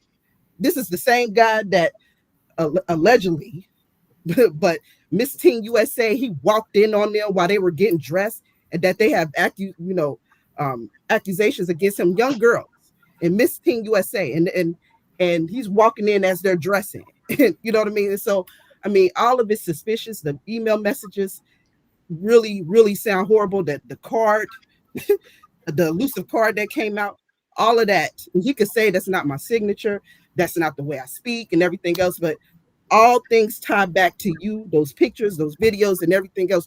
You had a deeper relationship with this gentleman, and from the grave, he is going to bring you to hell. Is what it looks like to me. So I have a And question for a couple Todd. of facts. I got a quick question for Todd. You know, put your Inspector General hat back on for you again, Todd, because you and I agree with what you said, like the way that you talked about the timeline. You said this whole thing has been corrupt. And again, from where I'm sitting with my limited knowledge, just my opinion about what I've read, yeah, it appears that there's definitely, you know, a multi-tiered system. And it appears that Jeffrey Epstein and whoever is in the Epstein files have had the privilege of hiding behind it. But what does it say that Ghislaine Maxwell, a woman who was convicted of conspiring with Jeffrey Epstein to sexually abuse minors, she was given 20 years in prison.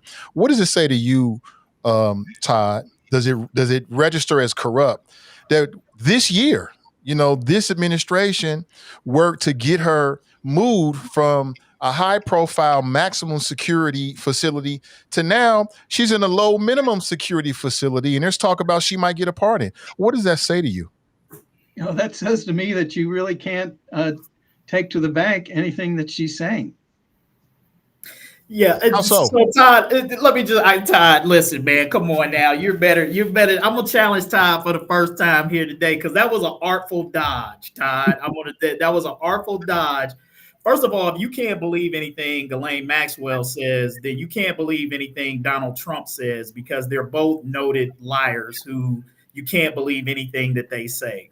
So the president's denials mean nothing. I mean, the fact that Trump has told like 3 or 4 different stories about why him and Jeffrey Epstein's friendship ended, you know, why he kicked him out of Mar-a-Lago, he's changed that story no less than 3 times. So I think the question that Nathan is saying is, in the same way that they were pulling in members of Congress at the last minute to try to get them to vote against the release of this file, I think a more direct question that Nathan tried to ask you in a more polite manner than I'm going to say is, don't you find that suspicious? Why would someone move someone, a noted liar that you can't trust, as you just said, from a maximum prison facility into a lesser prison facility, and then also be lobbying members of Congress to not vote in favor of the release of the files if there wasn't, that doesn't strike you as suspicious?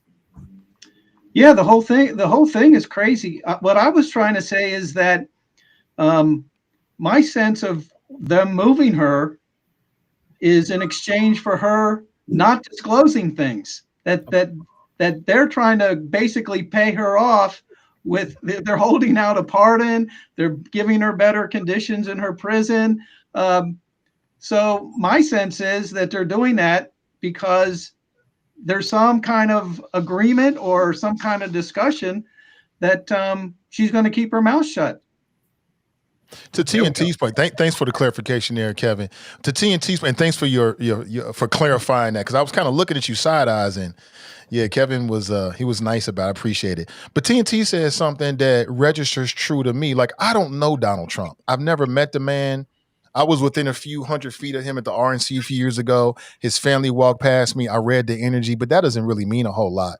So when I'm trying to assess him, what I do is I go to sources on YouTube, people that have grown up with him, his family, Mary Trump, people inside the administration, people who work with him, the author Michael Wolff, who's all tied up with the release of the Epstein files, people who've spent real time with him and observed him over decades.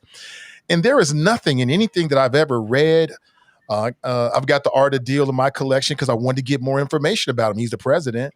There's nothing I've ever read in which our president, Mr. Trump, has ever done anything for anybody other than himself, right? To TNT's point. So it's hard for me to imagine and I don't know who this might be, that he would go this far to protect somebody other than himself. Now, I could be wrong, but again, this is just my read of other people's reads because I don't know the president. Does anybody else feel the same way? Or so I think TNT made that point. I don't think she's off base with that at all. The only thing I would venture to say is perhaps one of his children, that he might be willing to try to protect, if one of his children were in there, possibly. I mean, look, it strains credulity to think that, look, Donald Trump and Jeffrey Epstein were boys. They were friends, right? Okay. During the time that Epstein was engaged in a lot of this type of nefarious behavior. So even if you want to say, hey, there's no truth, or I don't believe Donald Trump was involved in the trafficking of these young children or anything like that, then you got to take another leap to say, well, he didn't know anything about it, right? And if he knew something about it, yet did nothing or said nothing about it, doesn't that also make him complicit in everything that happened? And then should that also not be a character judgment of the person who is leading our country that, okay, even if you didn't do anything, this was your guy and you knew what he was doing, yet you said nothing? Like, I think that's maybe not as damaging as participating in it, but it certainly is damaging nonetheless. And I think all you got to do is look at some of the emails that have been released recently where Epstein talked about just damaging information that he had against Donald Trump, that if he put it out, he could tear Donald Trump down. Now, one could say, oh, that's just sour grapes, or he was just blowing smoke, because if he had it, why didn't he release it? Unfortunately, that might not be anything that we won't know this side of the grave unless Epstein confided in somebody in his estate or in his circle on the reasons why he didn't go scorched earth on Donald Trump. But he certainly intimated that based on the relationship that they had, the very cozy relationship that they had, he had some damaging information about Donald Trump that he could use if he so chose to do it. And so whether that is his connection with this or something else, I think it all goes back to the fact that no matter what you want to believe, this has been one of the most corrupt presidents, the most immoral presidents that we have ever had in the history of this country. Todd, would you agree with that? As if I know intimately everything about every president that's occurred. Well, I mean, it's just your opinion. I should say what we know publicly. All right, I'll put that caveat in there in terms of what's been reported. No, I don't agree with that. Okay, that's fair. I just want to get you in there. I saw a way in. I don't know, man. I hear about these. Go ahead, TNT. I want to ask: did you think Bill Clinton, when he had the little affair at the White House, did you think that was corrupt or deserved impeachment? Impeachment, I don't remember enough about that case in terms of what exactly, whether he lied about it or not, but just the act itself. That we all know. To me, it indicated that the guy had a sex problem. And if you're going to impeach the guy over a sex problem, there's probably several presidents that should have also been impeached, from what I understand. But I don't think it made Clinton necessarily corrupt. I think he had a problem with sex. Yeah, interesting. He didn't get impeached. Just for clarity, they didn't impeach him over the sex. They impeached him about lying. Yeah, it was a lie. But I think that all of this is really just a peek into, for the average American, I think all of this is just a peek into the way a lot of these upper wealth social circles operate. Like, this is nothing more than a couple of wealthy white men who have, lived on a certain side of life. It's the culture. It's the social culture over there. It's why and in the New Yorker they have the whole section dedicated to the socialites in the city and all of their business and all of their gossip and they dirty, they dirty laundry. Like, they live a whole different kind of life, and that comes with the kind of social, parameters and social relationships that it wouldn't mirror something like me and you know, TNT, like me and you can get on the phone and gossip about, girl, you heard about such. Like the way that we would perform friendship would be something completely different between Donald Trump and a Jeffrey Epstein. They have access to an obscene amount of wealth, and that brings access to, you know, things that me and you have never even you know what I'm saying? Like, it's never even occurred to us to be trying to be out here trying to traffic. You know what I'm saying? Like, it just wouldn't. That don't exist in our realm of reality. And I think what we've seen is the fallout of that, of two very wealthy white men who had a very close relationship, who they did very debaucherous things together, or at least they knew about each other's debaucherous behaviors. And one of them got caught up, one of them got it caught red-handed, and he kind of had to figure out, okay, if I go down, do I take the shit with me, or do I keep it to myself? And before he could be put on trial for his crimes, I ain't gonna say the man killed himself. I don't necessarily believe that he killed himself. I do believe a bit of the conspiracy that maybe somebody did it for him, if I'm gonna be real with you. But I do think that that's what comes again with that level of wealth. We're watching that kind of, like, those kind of social circles kind of divulge, and all the spider web like complexities of what that is and how that exists and operates.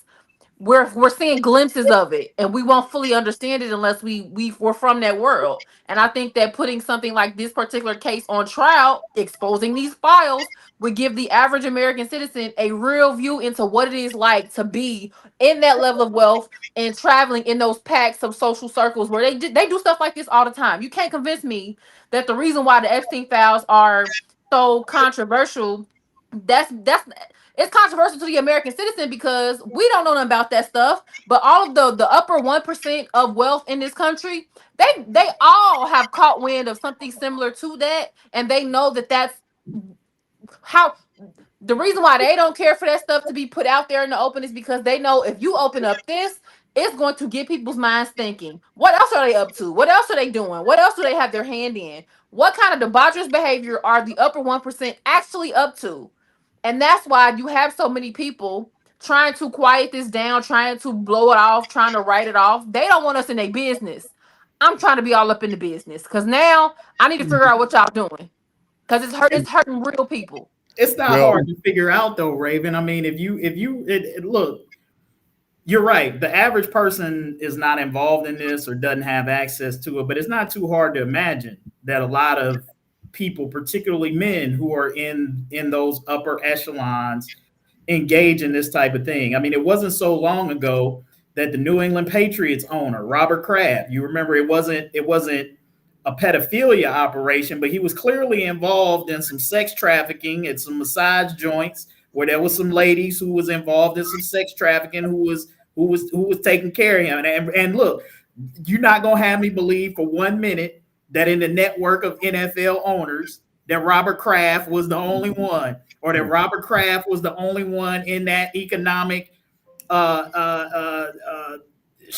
bracket that was engaging in that type of activity at that in those particular circles.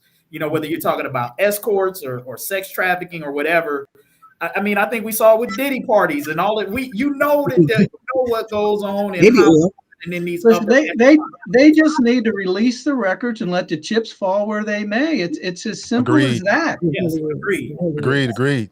Even if it shakes institutions and people's trust. I'm sorry. Go ahead, Kevin. Absolutely. No, and to a point that TNT made earlier that I think is important for the media to not lose. A couple of things that I would say the media needs to be cautious about is first thing, don't lose sight of the victims of this, right? Like every headline and everything that's being talked about, it's Trump, right?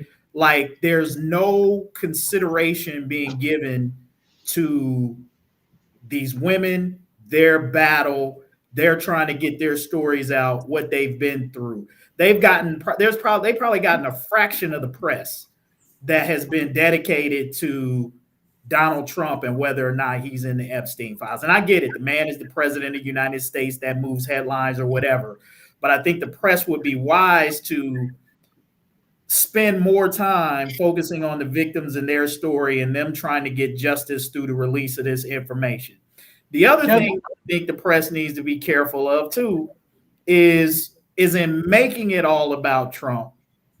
And I get, most of us on here are not fans of Trump. Certainly I'm not. But I do think, you have to be careful of overreaching, of trying to make declarative statements or things about whether he's involved or what he's into. This is one of the things where I think, the press and some people have overreached in the past that has given Donald Trump sort of inoculation against legitimate attacks on him, right? So he'll go back, he'll say, oh, look at what the media did with the Russia hoax. They did all of this and they overplayed it and it was nothing. They didn't get me on anything on that.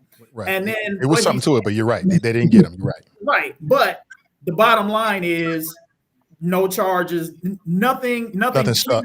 ever came to him that stuck to him. So he's able to take that and say, now in this case, this is another hoax. Remember Russia. Like he always pulls that out. Oh yeah. And that only works. So that only goes so far. I think people being getting real worn out with his excuses and blaming the Democrats and everything else. Like it's I'm sensing that too. And it's really his poll numbers. Everything is like bottoming out, and you can only.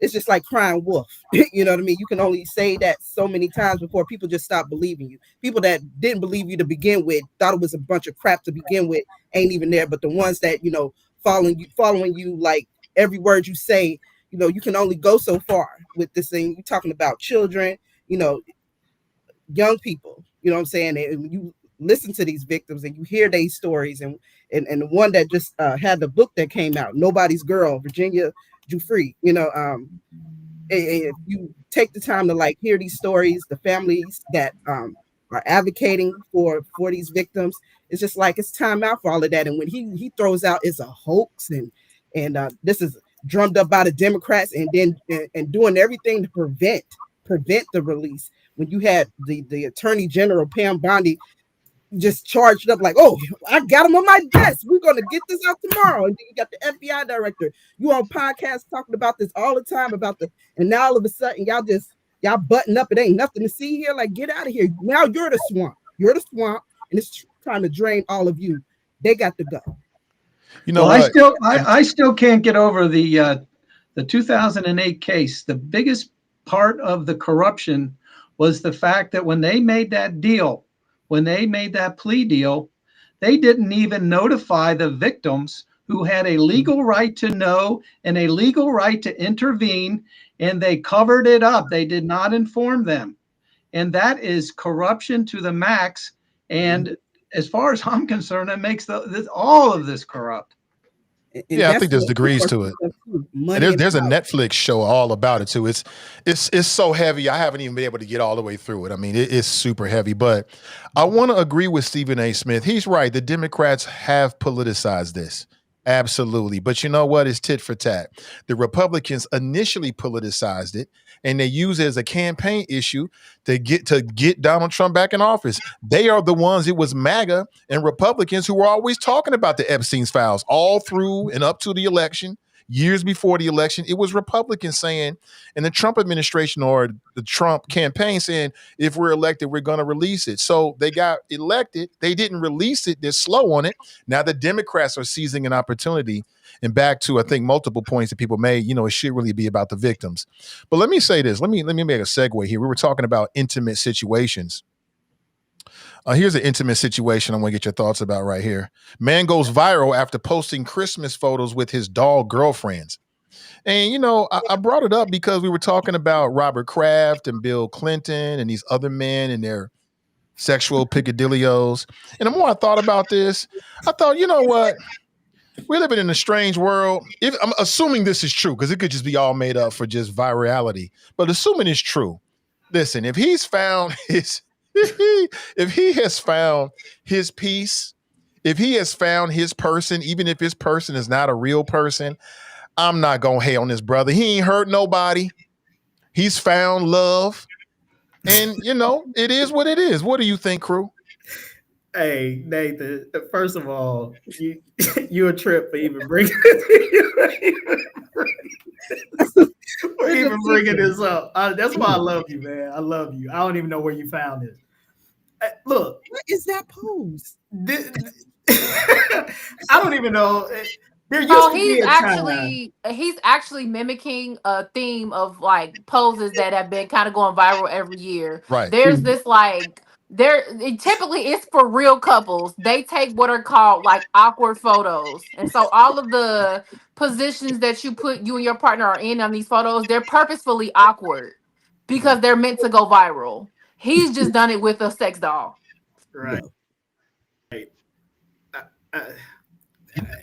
You know, if you're going for You don't know where to go, do you? clicks and you're going for viral moments, he He 100% did that. this for viral moment. He 100% Yeah. did this to go viral for sure. There's no doubt about it. Are you sure about that? Because I keep hearing about a lot of men are alone, they're isolated, they don't talk to women, and they're turning to companionship with these dolls. I keep reading about that's this. real. That's real. And I'm sure whatever he does with that doll is between him and that doll. But what I'm saying is the whole purpose of him taking these photos was to go viral. Like he did this in his living room. This ain't even like you know what I'm saying? He didn't go to JCPenney to do this. Like he did this in the middle of his living room with his favorite doll. He did it for the purpose of going viral. But two things can be true. He might just be in love with that doll, but he also took these pictures because he knew if I post these, I will go viral, and he did. Yeah. I think this though, if this is real, I think this is just the changing cultural norms and how people view the much more liberal view of sex. You know, when I was coming up, you know, it was an embarrassment if you were a man and you had a sex doll. That just meant that you couldn't get you couldn't get the real thing, you know, and it was like no self-respecting man would have ever admitted to having a sex doll, even if you had one under the bed. You would lie about it. Like you sure as heck wouldn't take pictures of you with it and post it like that was something to do. So I think I think it's emblematic of how we have become much more open to these sorts of ideas and just more more liberal about these types of sex things where it's a joke, or if this guy is serious, he has no inhibitions about putting it out there. And I think that does say something about where we are culturally. Yeah. Y'all see anything wrong with this? Yeah, that's weird. Whatever that man in the privacy of his bedroom with his business, as long as he's not hurt nobody or overpowering somebody who don't want to be overpowered, that's between him. We're losing you. Yeah, you're really, really breaking up, Raven, unfortunately. I could barely hear what you just said. Could you reiterate it, please? I couldn't hear you. You still there? Now?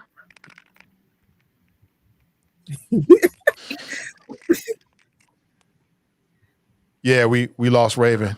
I like what Nat Turner says, if she never say no, you know. She never say no. They're gonna be a Me Too for sex dolls down the line. Wait a minute, they're gonna, trust me, somebody will find some money in saying that sex dolls got rights too, and that sex dolls have rights too.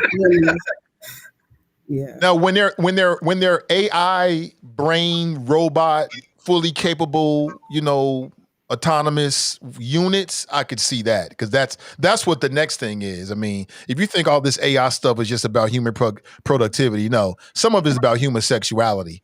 And there's people out there working on, sex AI robots who can mimic a real woman. I keep reading about how younger men, too high percentage of them have never approached a woman. And it's like, are we losing these basic social skills? Like, is talking and approaching a woman going the same way as reading like a traditional clock face, and like being able to read a compass or read a map, like lost skills? And if so, what does that say about where we're heading as a society? What is the age range of these young men that we're talking about? It was younger guys. I mean, I don't know, 20 to 30, somewhere around there. 20 somethings. Get off the video games. Get off your phone. It's kind of like a crutch for awkward moments.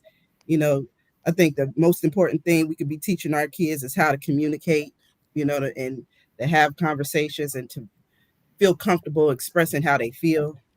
and to show your emotions around your children. Don't always try to be tough and everything else, because then they don't know how to show their emotions or feelings in situations, real life situations themselves. So you just got to be the example. But at the same time, like, it is a different generation. Like I got little nephews and nieces, grandbabies, and I'm just thinking, like, when they become teenagers, I'm gonna be an old lady. You know what I'm saying? I'll be an old lady. They ain't gonna never know me as a young woman or anything like that. But it's just like, that's the next generation, and God knows what's in store for them, coming up. But right now, yeah, my son is 19, and he ain't got no problem with the ladies. That's not his problem. But I'm just saying that I couldn't imagine him if he was just always in the house or just playing video games, or, they got to get out. They got to get out the house, touch grass, what I'm saying, talk to people, have some social interactions.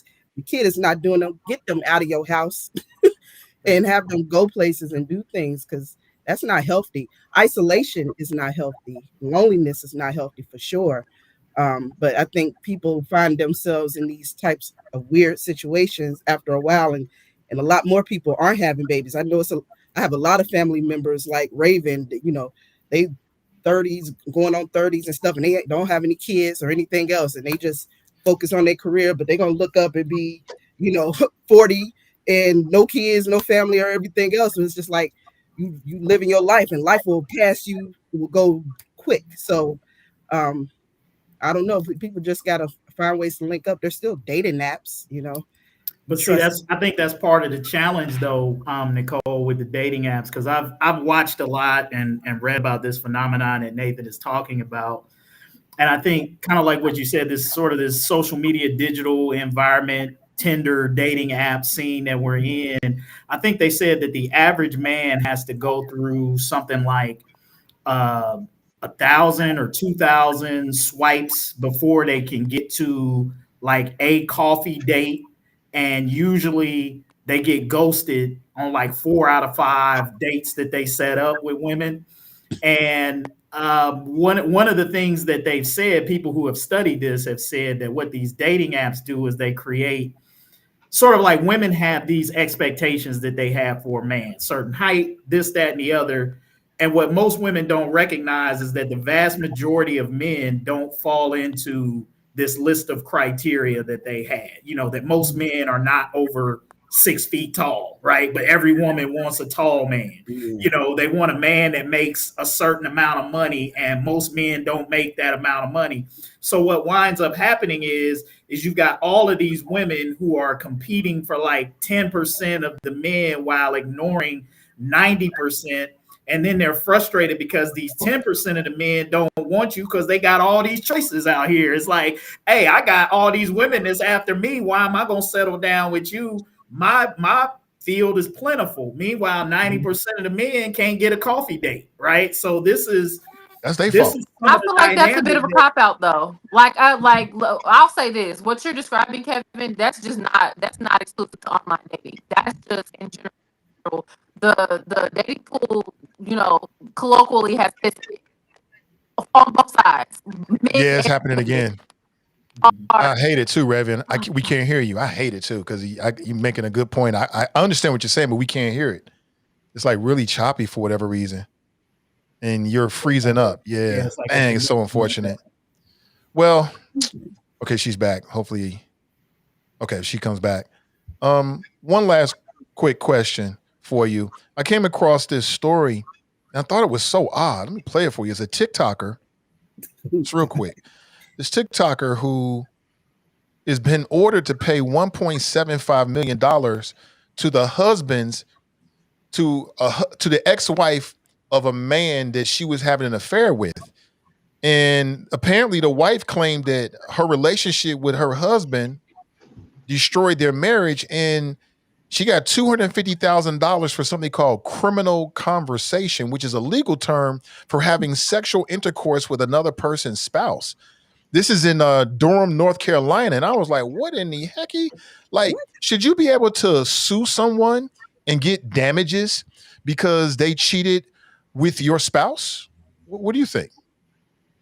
Hell no. That's interesting. I think that would hey, I tell you, if this case winds up being successful, I think that could be one of the most effective monogamy tools that might be out there. If they could take half your stuff because you cheating on your spouse, then you might wind up with nothing. If your spouse take half and then the person whose marriage you broke out get the other half, you could find yourself on the curb real quick. This might be something that promotes fidelity if this person is actually successful in this lawsuit, man. That's deep right there. Yeah. What do you think? Should you be able to sue somebody for that? So you're saying that the mistress or whatever is the suing. The mistress has to pay $1.75 million to the ex-wife. Oh, okay. So no, because she's not married. The husband is married. So she didn't cheat on anybody. The husband cheated. So there's no contract between her. But she knew they were married though. Did she? Because he could have lied. Their contract is with each other. Their vows are with each other. She's married, not the woman or whoever the cheating person is. That has nothing to do with her. The one that broke the vows is the cheater. And so all that pertains to them. That sounds ridiculous. You know what I mean? Absolutely ridiculous to me. No. Any thoughts, Todd? You don't have to have any thoughts. Well, it seems like she's got some cause of action for the mistress for interfering with her marriage. But I agree with TNT that a lot of it should be on the husband that cheated. You know, I thought about this and that was my initial thought, but then I came back to something I believe about marriage. To me, at its core, marriage is a business. At its core, marriage is a business. So this would be like somebody interacting or destroying your business. So from a business argument, I get it, right? You know, a man and woman come together, to me, is more than just emotions in today's world. It is a business. It's a business you're in. The business of long-term cohabitation and all the things that come with that. And so this mistress comes in and destroys your business. So she should be compensated. Absolutely. I think the judge and the jury got it right. No, she didn't. The husband destroyed their business. He made the choice. He could have been loyal and kept to his wife and said no, and nothing would have happened. There would be no problem. That's ridiculous. No. It's just like it's just like you got a trademark on a brand and somebody decides that they're gonna start doing business with your brand. You would have a business argument. You deserve some relief. It's the same thing. You are now cheating with my spouse. That is my brand and my trademark. We are building a life together. We are entangled, not just emotionally, spiritually, but also economically. And you just messed that up. And so now I need to be compensated for my pain and suffering for my personal business. So I think it depends on whether the person knew or not. Okay, so those that would be a mitigating factor. So I can kind of get with what you're kind of trying to say, Nathan. So if I know a woman is married and I intentionally engage with that woman, knowing that she's married, and destroy their marriage, then I am, even though I don't owe any obligation to her husband because I'm not married to the husband, it still takes two to tango. I'm still involved in the destruction of that union through my participatory action, knowing that. Now, if I didn't know, if the woman lied to me, she had the wedding ring on, she was telling me she was single, and I didn't know what I was getting into, and I find out later, then those should be factors that should kind of exempt you from any kind of responsibility in that case. But I could see where someone could theoretically make the case to say you were complicit in the destruction of my relationship. Yeah, we were planning a life together. We bought a home together. We might have started a small business together, and you just messed all that up. You know, we had a retirement plan together, and now all of that goes to the wayside because you messing around with my wife, or somebody's messing around with somebody's husband. And because of the emotional toil, it impacts our personal finances and businesses. You got to pay me. Are we talking about Tim and Renee from TikTok? Yes. Yep. So everything I know about these people has been against my will, because every time I get on that app, every single creator is talking about Tim and Renee and Devin and Akira. And at this point, I feel like a an involuntary expert about this story because I know every single detail and I don't follow none of these people. But to stay on topic of what we're talking about, I think that in this particular situation, it went so viral because of just the entire way that everything unfolded. First of all, the two husbands were cousins. That's number one. Also, the two spouses who cheated, as well as the wife who got cheated on, they all went to high school together. So this is not just simply, a bunch of strangers this was a set of married people who cheated with another set of married people. This was, all of these people have known each other for years. They have grown up together almost. Like this is some really deeply rooted traumatic stuff that's happening. And that's why it's so sensational, because it goes back years to the point that the wife from the marriage who cheated and the husband from the marriage who cheated, I guess that one, keep in mind, the wife who cheated is also an identical twin. So apparently at some point in high school, her and her twin sister were messing with the husband that cheated. There's even some speculation that the twin sister's child is the cheating husband. Like it reads like it's almost like a soap opera or a telenovela. That's why it's so sensational. But I say all that to say that Akira absolutely deserves that $1.7 million that she sued for and won, because you've destroyed my home. You had, like, if you read some of the details of the case, this girl had her children calling her by her first name and referring to her as their mother. Like, you have specifically targeted me and my home and my marriage and my children and created a situation in which most other people might have taken this to a whole different other extreme. You're lucky I'm taking you to court and suing you for $1.7 million. Because I know plenty of other women who would have took you to hell if we're gonna be real about it. You would have met your maker, telling my child to call me by my first name and call you mama. You would have met your maker.